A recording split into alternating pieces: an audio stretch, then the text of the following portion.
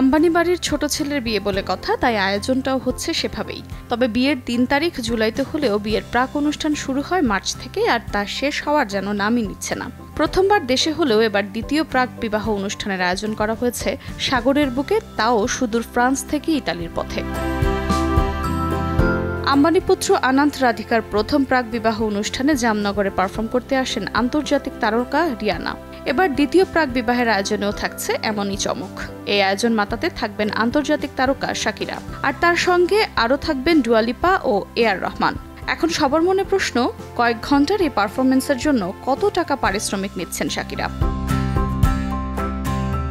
মের ২৮ থেকে ৩০ তারিখ পর্যন্ত বিয়ের দ্বিতীয় প্রাক বিবাহ অনুষ্ঠান চলবে আনন্ত এবং রাধিকার। প্রায় ৬০০ জন অতিথিকে নিয়ে দক্ষিণ ফ্রান্স থেকে পাড়ি দেবে বিলাসবহুল একটি জাহাজ। দীর্ঘ পথ অতিক্রম করে ইতালিতে ফিরবে। দক্ষিণ ফ্রান্সের যে ক্রুজে এই আয়োজন করা হবে তা আদতে একটি ভাসমান প্রাসাদ।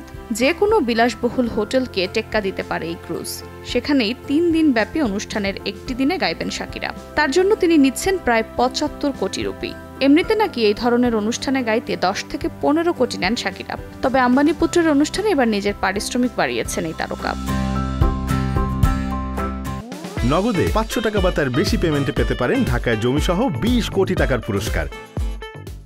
এবারও আনন্ত রাধিকার প্রাক বিবাহ অনুষ্ঠানে হাজির থাকবেন বলিউডের বড় বড় সব তারকা থেকে মাঠের তারকারাও, আর এজন্য একে একে দেশ ছাড়ছেন তারাও। ইতোমধ্যে রওনা হয়েছেন আলিয়া ভাট, রণবীর কাপুর থেকে শুরু করে ক্রিকেট তারকা ধোনির পরিবারও। এছাড়া এবারের আয়োজনটি ক্রুজে হলেও এর আরও একটি আকর্ষণীয় দিক হলো যে পুরো উদযাপনটি হবে স্পেস থিম ভিত্তিক।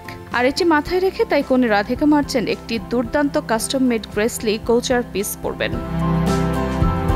আফরোজা মৌটুসী, সময় সংবাদ, ঢাকা।